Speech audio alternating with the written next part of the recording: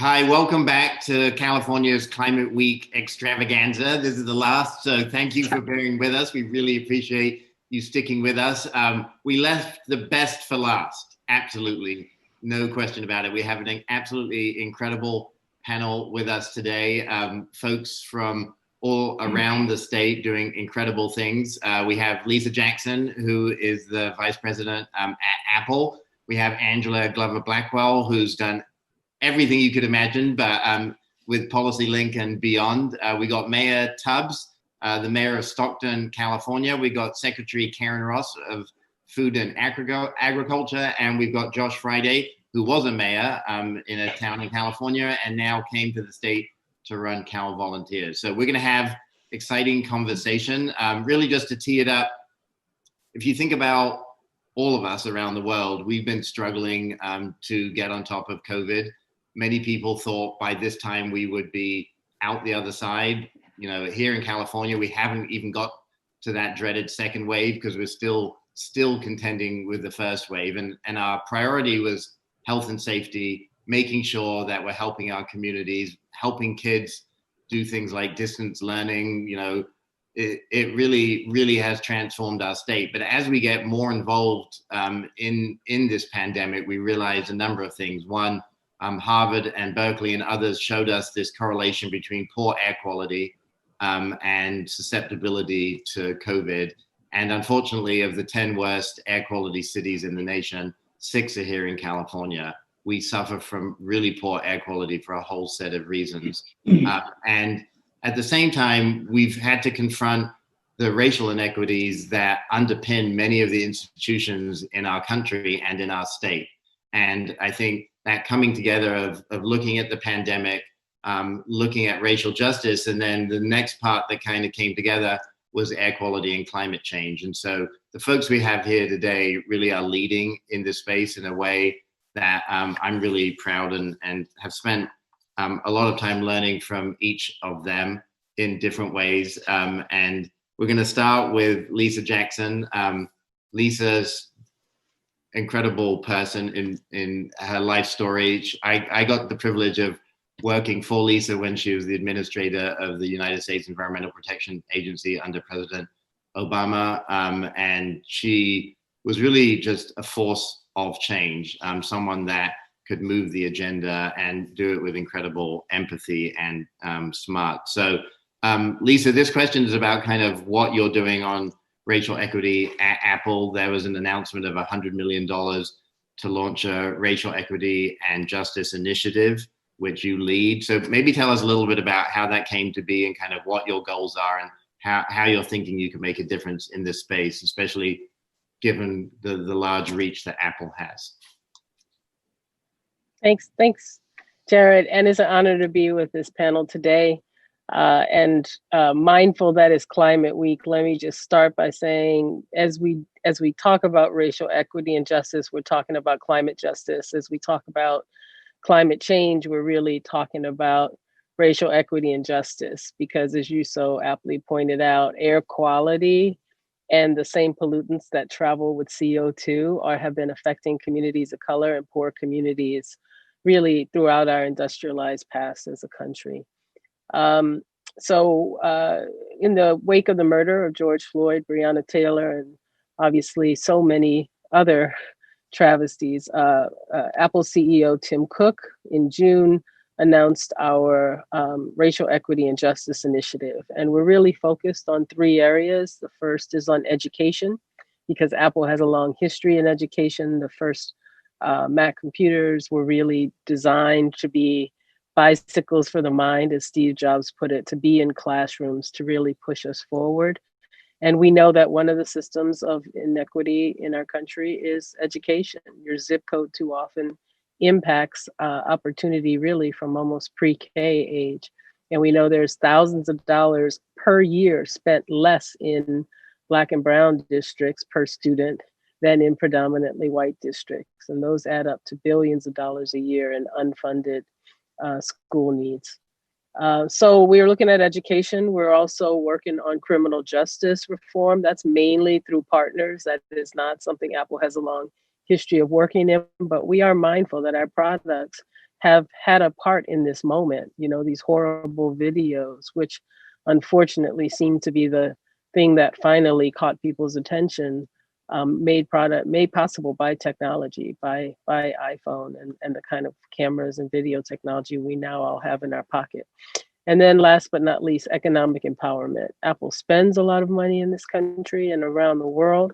We have a broad and vast supply chain, but we haven't done enough to incorporate businesses that are owned by Black people, businesses that are owned by Latinx people, businesses that are owned by folks who just want the opportunity to get a chance at economic empowerment of their own. So that's our Racial Equity and Justice Initiative. I'm proud to lead it. And I'm really proud because we also have a pretty big environmental initiative, which I know we'll talk about later. And so the last thing we did was an impact accelerator to try to marry economic empowerment and small businesses with communities who are working and need to work on environmental issues. So we're actually working to incubate and accelerate businesses that are owned by Black and Brown people, so that they can have a part in the clean energy economy, the promise of the clean energy economy. So Lisa, and everyone, so the governor created this economic recovery task force. You and Tim Cook have been extraordinarily focused on helping us think through kind of the role that business can have and support in terms of, you were talking about the supply chain, but also environmental community, civic society. Like, how are you as a company thinking about that intersectionality between the work you're talking about with equity, but the broader work that you've been doing for years on climate? Yeah, I think the first way is that we are not allowing this moment and the challenges of this moment to stop us from announcing continued progress and ambition on climate change and on the environment. So in July of this year, we announced our 2030 objective to be 100% carbon neutral across all of our products and our entire supply chain. We already run Apple on 100% renewable energy, all of our data centers and stores, and of course our corporate offices. But now it's time to transition our supply chain to clean energy. And it's time to transition the energy that our customers use to power our devices. So every time you plug in that power, we want to transition that to clean energy as well. We feel if we can transition all of our carbon footprint, that ripple will impact society as well. We do believe clean energy is a really important thing to commit to, not just carbon neutrality. So about 75% of our work will be transitioning to clean energy because we have to remove dirty sources from communities. We have to get them out, not trade the pollution anywhere else, but instead be active about the transition we want to see. And Lisa, just within that corporate culture, I mean, is that a hard thing to get done? Like, this isn't a big focus of Apple, but you've made it a big focus of Apple. Like, how is it to be able to push internally for these big changes? Yeah, you know, I said when I joined Apple that you don't hire Lisa Jackson, the former administrator of the EPA, if you're not looking for actual change. And that, you know, I have to give a tip of the hat to CEO Tim Cook, because he asked me to come, told me that it was really important that we not only be in this space and continue the work. Apple had been working in the clean energy space, but that we frame it in a way where we could really lead not just our sector, but our industry. We manufacture. And one of the things I love about that is it allows us to work in the manufacturing supply chain around the world, which is going to be the hardest part of the energy transition to accomplish. There's other parts, I know we'll hear from Karen and others, but yeah, so I do have support from the top. That matters. We have taken on the challenge of making this transition one that's good for the company in terms of business. You know, the very clean secret, I was gonna say dirty secret, but the very clean secret seems to be that clean energy is actually cheaper.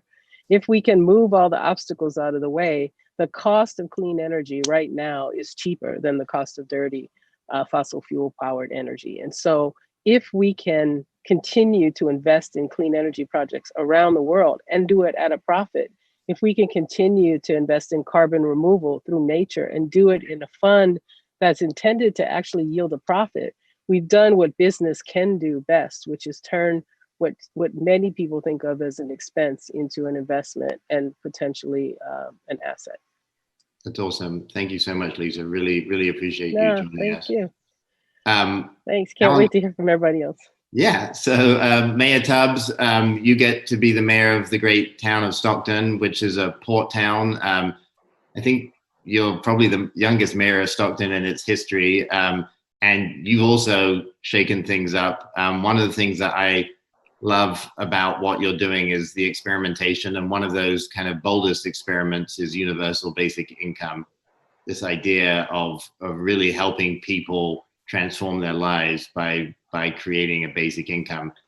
Just tell us about kind of how that's working and what it means for those people who are listening who've never heard of the universal basic income. Absolutely, and thank you so much for having me, and to all the other panelists. My name is Michael Tubbs. I'm the mayor of Stockton, California, which has the distinction of being actually the most diverse city in this country. So when we're talking about kind of climate change and climate resilience, to Lisa's point, we're really talking about issues of equity and racial equity, and Stockton's really ground zero.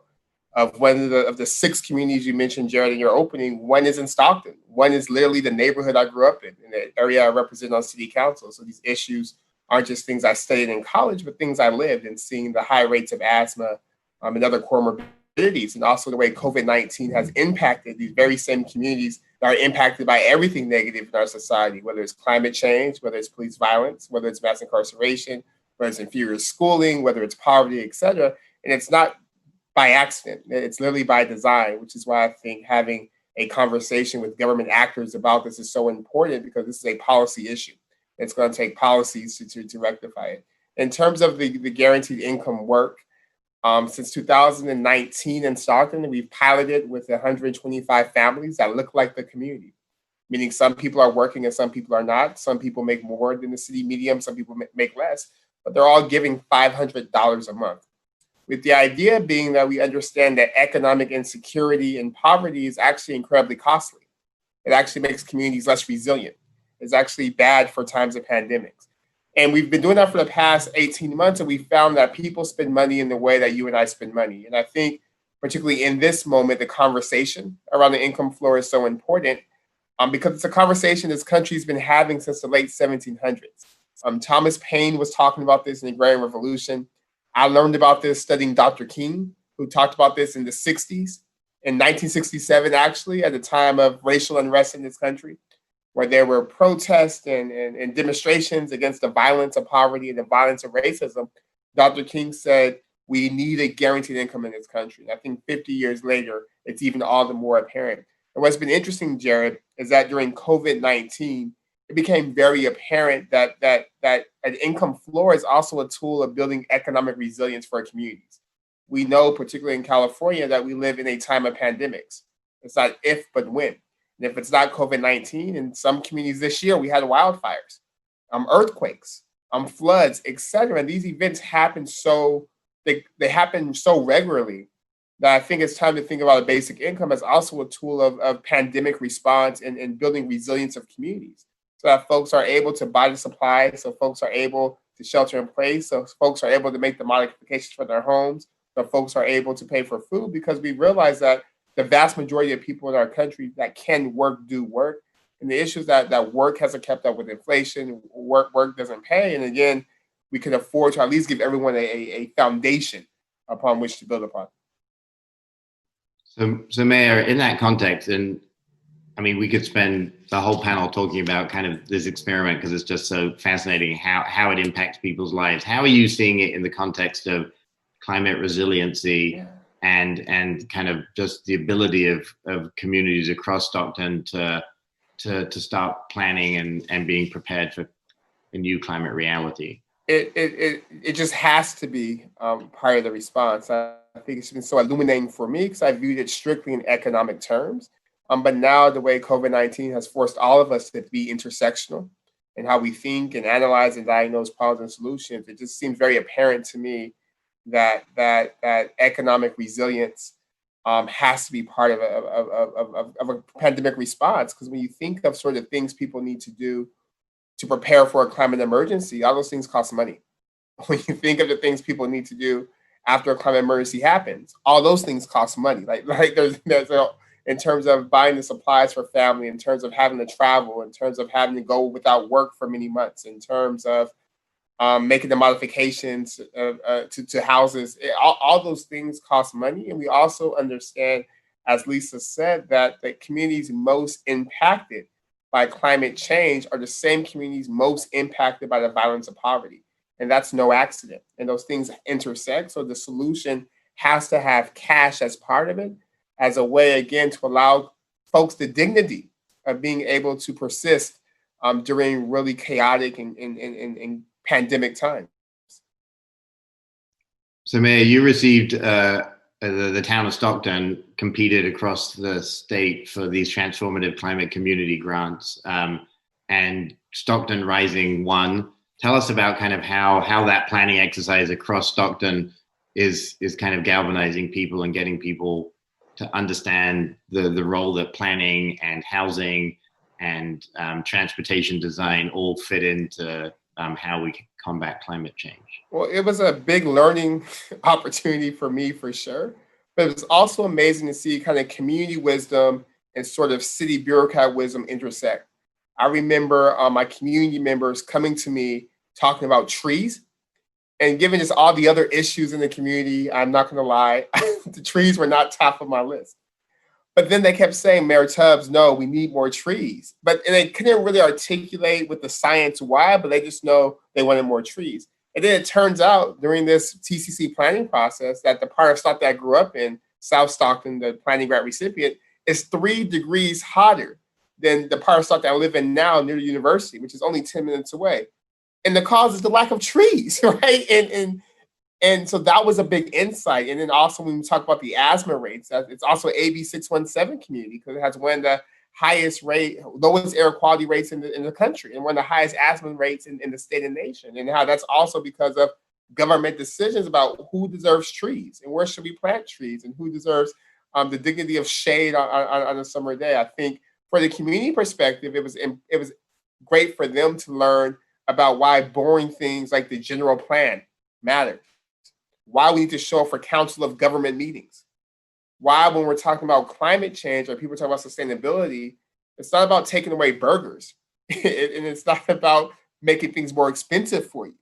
It's about saving your life and saving you money in the long run, and how there's also economic opportunity in this transition to a greener economy. So we were really able, and I give my staff a lot of credit, to really center in sort of the economic benefits of being sustainable, the economic benefits of being great stewards. And then I think for the city part, it was great for my staff to sit and listen and understand how planning decisions, land use decisions, redlining decisions, environmental toxins decisions have actually impacted folks' lives. Like there's folks alive today with preventable diseases, with ailments and illnesses because of where they happen to live, because of planning decisions that were made 20 years ago. And I think it made us all feel the weight of our responsibilities, and has hopefully made us more conscientious about thinking with equity in mind, and also knowing that because certain communities have had harms done against them through government action, that it's incumbent on us to do the opposite with government action and to rectify those harms, but deliberately with intent and being very vocal about how this happened. That South Stockton's not a bad place, but South Stockton's a place that has had bad decisions in terms of land use and planning made. And that's why we see the things we see today.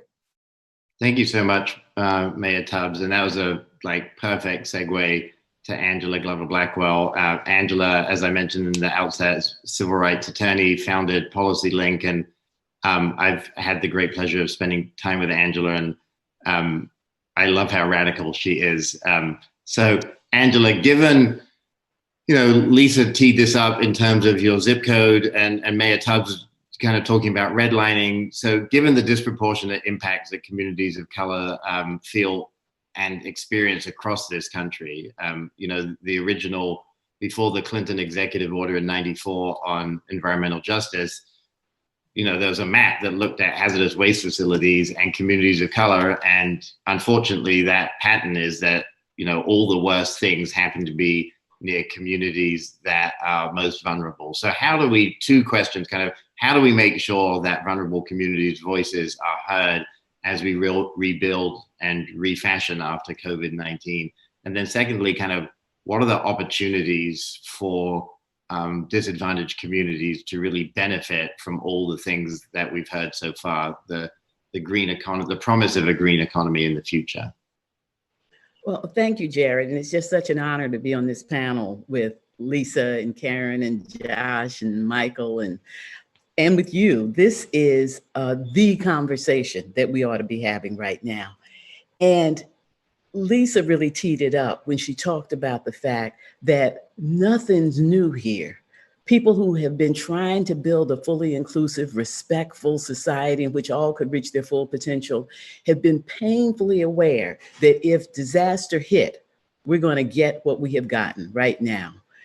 And when you just went through very quickly the fact that some communities have just been neglected, and that neglect can be addressed, and let's use this opportunity to do so, I don't think that we will use this opportunity properly if we don't educate ourselves, because it didn't just happen. People just didn't go out and say, let's live in communities that are not safe, that are unhealthy. Let's live in places where we're isolated from opportunity and jobs, where the education system really is going to fail our children. Those were not choices. People were pushed into those decisions because we live in a society in which their lives were not valued and have never been valued. And a system has been based on not valuing those lives. So that we live in a society in which where you live is a proxy for opportunity. And it's not just the thing that Lisa pointed out in terms of schools. It's true in terms of access to work. It's true in terms of whether or not you can fully participate in the democracy. And it influences not only how well you live, but how long you live. And part of that is the environmental assault that people are experiencing every day in their communities. And so understanding that and placing it in a historical context is important as we think about how to go forward. Because if we don't get the history, we won't get the solution right, because we're really up against not just 10 years or 40 years or even just 100 years of neglect. It predates the founding of the nation, and people just have to come to grips with that. The opportunity exists because people are coming to grips with it. I just am thrilled to hear Lisa talk about what's happening in a company, in one of our major companies, a corporation that understands it and is really making an attempt to put the environment not just as part of what they do, but first in the context of what they do. We have to do the same thing with equity. We have to make sure that we are putting people first, and that we're putting them first is going to be good for the people who have been left behind, but it will be good for all of us. So when you ask about how do we take advantage of this opportunity, first, let's ground ourselves in the history and own the ugly parts of it. We can't just own the good parts of it. We have to own the ugly parts of it so that we can do better going forward. And know that we have to improve communities.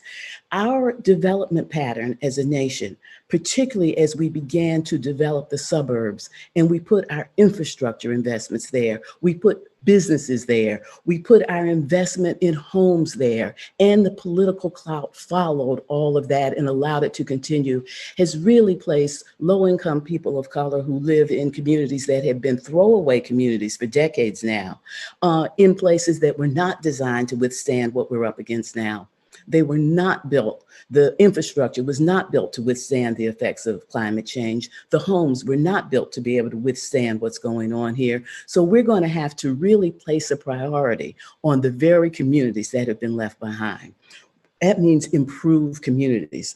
But we also have to improve people's lives, because we can't just do this work as a charity approach. We have to be able to enable and build on the power that people have to be able to have more control over their lives. And that means to have incomes that they can depend on. That means to have jobs that will allow them to go forward. We improve communities, we improve people's lives, and we create an economy that is really one that serves everyone, an economy that understands that its role is to make all able to participate. So if we take advantage of what's being laid bare, I've just heard that term so many times, and we can't say it enough. Something has been laid bare. If we take advantage of this full view of who we are, where we are, and use every bit of that knowledge to be able to come back better, to be able to really move forward in a way that values everybody, we will be surprised at the benefits to the economy, to the democracy, to the environment, and to all. Amen. I mean, wow. Yeah. I always say whenever I hear Angela, I'm like, you should be running for president. So I love that, Angela. So in some ways, I mean, what you're saying, Angela, really resonates, I think, with all of us. You know, the issue of slowing down in order to speed up, like we're so anxious to realize that we have this climate crisis. We need to do everything we can, but at the same time, if we're leaving people behind, if we're not having an honest conversation about our past, we can't really go forward. Because if we're just recreating, and this was one of the points made by Manuel Pastor in the task force, if we're recreating as opposed to refashioning, like we don't want to recreate society after COVID. We need to redesign it to be different. And what are some of the key things that you're thinking about in terms of this relationship between climate change and the opportunity that communities could have? Well, one of the things that we really need is strong government support. Government has to be a full partner. Government has to be a leader. Strong government support is going to be essential. We are going to need dedicated funding. We're going to need dedicated funding. It's not just fundings out there and let's snatch a little bit for the future that we want. We need dedicated funding that is really only available and completely aligned with all the things that we have to do. We need diverse and strong coalitions. I think that the environmental movement has suffered for a long time because it never understood the power in being in full partnership with people of color, with people who had an equity agenda, a justice agenda. And as it began to become diverse and really authentically so, it made it stronger. And that is what we're going to have. We're going to have diverse coalitions that are really strong and smart and funded so that the organizational infrastructure is there. And we need economic diversification. All of those things are going to be essential. I'm just going to say a word about dedicated funding, because this is part of the opportunity we have. We ought to really have recovery bonds, COVID recovery bonds, and they should be tax exempt when they get at what it is we need in transportation, in terms of water, in terms of solid waste management. That could be huge in terms of that dedicated funding. And we ought to be thinking about taxes. We cannot become the nation or the state that we want to be if we keep shying away from the revenue discussion. We have to talk about revenue. We're not a poor nation. We're not a poor state. We need to stop acting as if we are. We need to be able to think about split role. We need to treat commercial property different from the way that we treat home. And we need to make sure that we are educating the public about how there's going to be tremendous benefit going forward.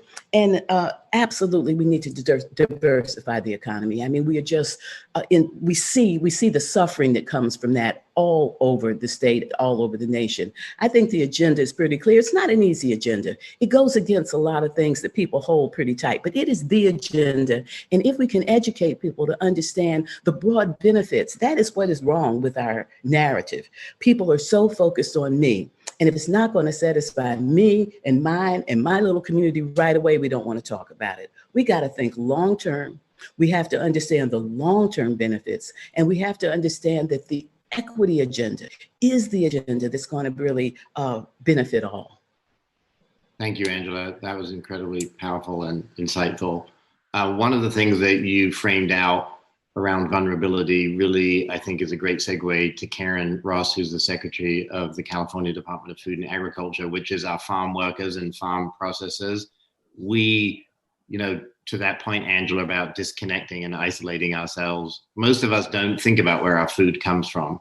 Karen thinks about where our food comes from every day. And farm workers are not only vulnerable to all the things we've described, especially COVID, but in this state, in this time, also feeling great insecurity about their status, immigration status in the country. And so, Karen, tell us a little bit about what you've been doing to support farm workers, and particularly how we're, as a state, thinking about housing those farm workers during this COVID time. Yeah. So thank you, and thank you everyone. And it's not fair to follow such eloquent speakers. As I said in the beginning, Angela inspires me every time she starts to talk. It's a pleasure to serve with her on the Economic Recovery Task Force.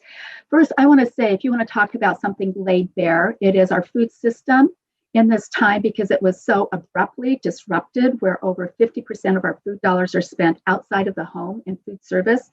And all of a sudden, COVID and the quarantines shut that down almost completely. So that the families who are doing the farming lost billions of dollars and had to lay off people. And so it also caused us to pay attention to where does our food come from and who is working to make that happen. They were essential workers. They were on the front line. They were going to work every day so that we could stock the grocery shelves. And we basically did that. Where the disruptions really happened was we've offshored a lot of the manufacturing, or we've made it just in time. And so talk about the need for resiliency. Our food system needs it, because all of this happened when we saw a 73% increase in the need for food from food banks by people who have never, ever had to go to a food bank before, except maybe as a volunteer.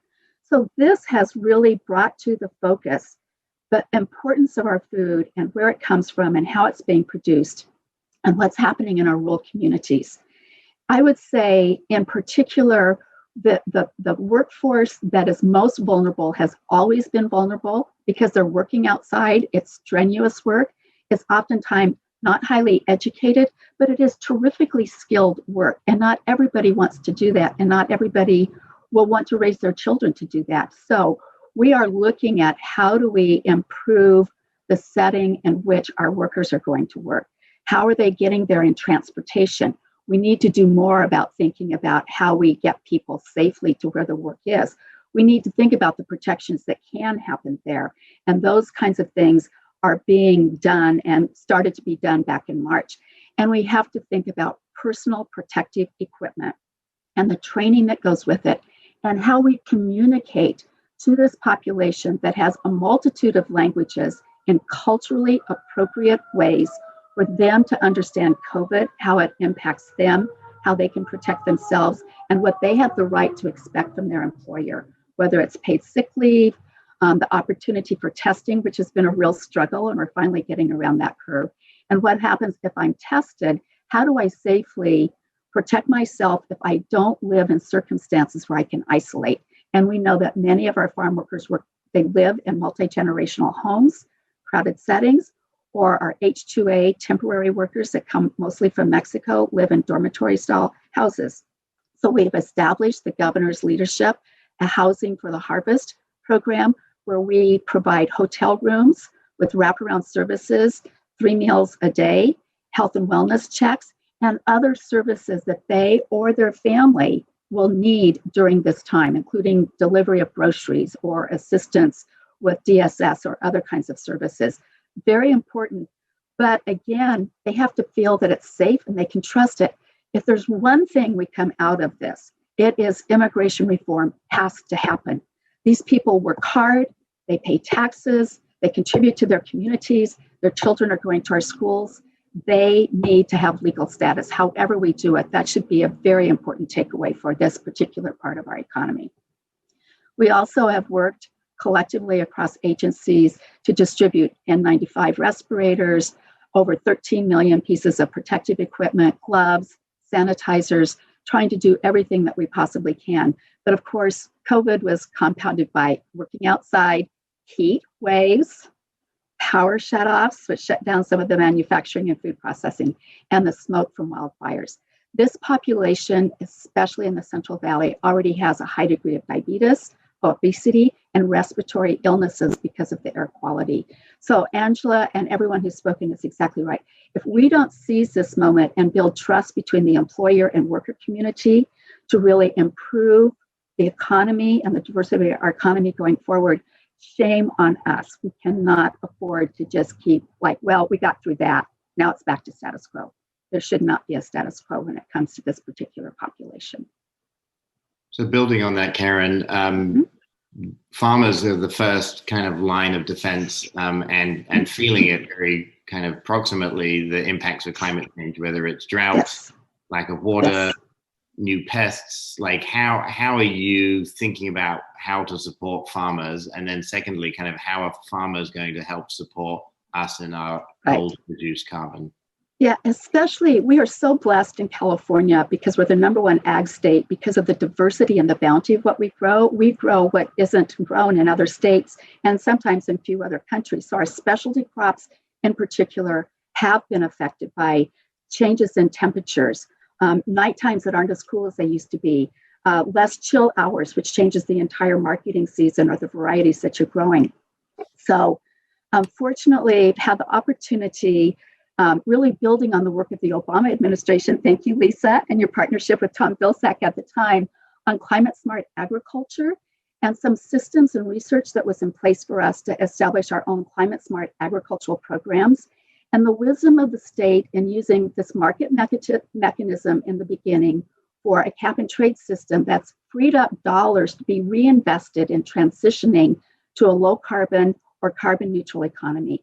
The state of California, through our Climate Change Investment Fund, has spent almost $1 billion for things like healthy soils programs, on-farm water use efficiency, which also saves energy, alternative manure management and the generation of renewable energy on our farms, replacement of older engines and fossil fuel engines, food processing, energy efficiency, and preserving farmland as another potential to sequester carbon. That's just the suite of the programs that we're doing. I can go into lots of details, but I think the most important message here is that it is voluntary, it's incentives. We've invested in technical assistance and demonstration projects to prove the business case. And we want to help drive that across the supply chain. So I love what Apple is setting out to do. It's the hardest part.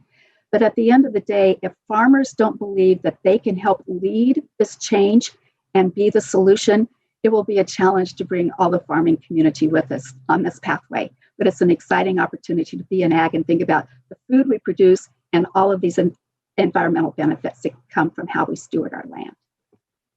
And, you know, as the UN talked about, like the choices that we make, Karen, about what we eat, where it comes from, like those are everyday things that kind of connect us back to farmers. Often we don't think about the people that are making that food or picking food or processing it. So thank you for kind of reminding us and being grateful, you know, the gratitude to the people who are doing an incredibly difficult job. There's a reason that my kids don't do it. When you go out and show them that work, it's incredibly hard, incredibly difficult work. So appreciate everything that you're doing. I left the farm, you know, to be a pencil pusher. There's a reason for that. It's because I did a lot of farm work when I was growing up. Yeah, it's hard work. Finally, we have Josh Friday. Josh runs Cal Volunteers. Thank you so much for joining us today, Josh. And you two were a mayor. What town were you a mayor of in California? The great city of Novato. Novato, there we go. Yes. Tell us, Josh, about kind of, you know, when we think about climate change, and we've heard from everyone today, it's really affecting each and every Californian profoundly and in many different ways right now. You know, we still have fires burning around us, and we still are grappling with the poor air quality impacts. How are you thinking about mobilizing everyday Californians to both volunteer all the way thinking about career paths in this space? Well, thank you, Jared, for the question, and also just really an honor to be on this panel. Whereas I look around, I see people who have spent their entire careers and continue to be focused on how do we empower people, whether it's economic empowerment, consumer empowerment, or as Angela said, putting people first.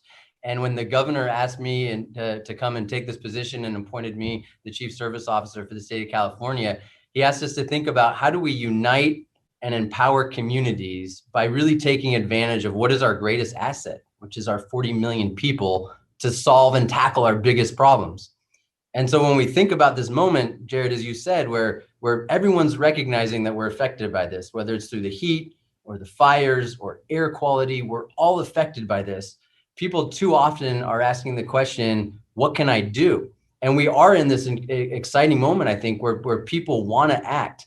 And so I am so excited that today, as part of Climate Action Day, the governor is announcing that California is going to be creating the nation's first statewide climate action corps. And this is really an exciting opportunity for us to call on all Californians to take action and to serve and do it in a way that, as Angela said, helps people build themselves up. So we're going to be creating climate action fellows and putting hundreds of climate action fellows around the state and in incredible communities like Stockton with the help of Mayor Tubbs, where we're going to say, if you're willing to serve for a year or a summer, we're going to give you a living stipend and we're going to help you pay for college. We're also going to create a statewide hub with partners of opportunities for people to volunteer throughout the state and take actual climate action. And we're going to be doing everything from not just calling on people, but actually telling people how they could take action from home, how you can make an impact just from your couch or from your backyard. And so really what we're trying to do is create a new infrastructure for action, for mobilization, so that we can, for the first time, I think, really mobilize people at scale. And the reality, though, is to make this possible, we're going to need everybody's help. We're going to need Apple's help. We're going to need the city of Stockton's help. We're going to need everyone, businesses and universities and really civic society to come together and say, this is a moment, not just that we recognize that we're all affected by this issue, but that we can actually do something about it. And this issue is big. We all know how big this issue is, how global it is. But the truth is, we are not powerless. We are not powerless in this moment. So we are asking everyone that can to go to climateactioncorps.ca.gov to join us, but not just join us to take action by being a climate action fellow or by taking action at home, but join us by helping us build this. Help us create something special, something that we can scale, and something that we can do across the country after this. It's an exciting day. Thank you, Jared. Thank you, Josh. So some of the folks that are going to be listening are from around the world.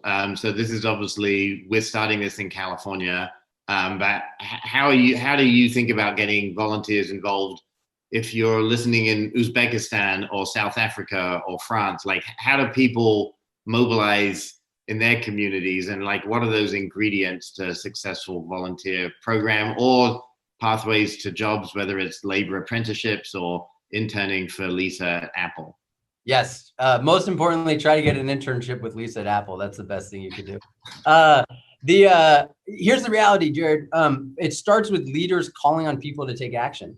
So we've seen research that shows that there's an expectations gap where 50% of Americans, for instance, want to do something on climate, but they don't know that they're expected to do something or what to do. So it's about creating the opportunities for people to take action. We're providing opportunities on our website, climateactioncorps.ca.gov, for people to be able to take action from Korea, Uzbekistan, or New York, or Stockton. And so it's creating those opportunities. And then it's also, as Angela said before, it's investing in the infrastructure. Our office is investing in creating, and the governor's investing in creating climate action fellows, where we're going to be paying people and helping them go to college if they're willing to serve. And it's that investment, it's that commitment from government to say, this is something that we're going to invest in and make real, in partnerships with the kinds of corporations that I told you we need help from, and universities and other organizations. It's building that ecosystem and that infrastructure that is going to allow us to really mobilize people at scale. Because one of the things that we're finding is there are a lot of people right now who are looking for opportunity to serve in different ways that, you know, just to use my example, my kids are both in college, but they're not going to college because they didn't want to do distance learning. And so my daughter's applying to do an AmeriCorps program in Oakland. And that's exactly the kind of thing that we're talking about, Josh, is like tapping into that enthusiasm and talent and helping it move forward. But how are we thinking about the next stage, which is kind of jobs in this space?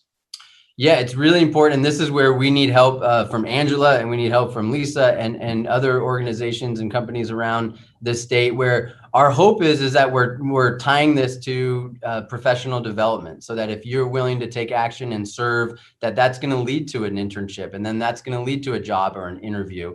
And it's critical that we do that. It's critical. We're working closely with our labor department here in the state of California. We need to work closely with organized labor here in California as well, to make sure that there is a clear path to a career and professional development for those who are willing to lift up their communities.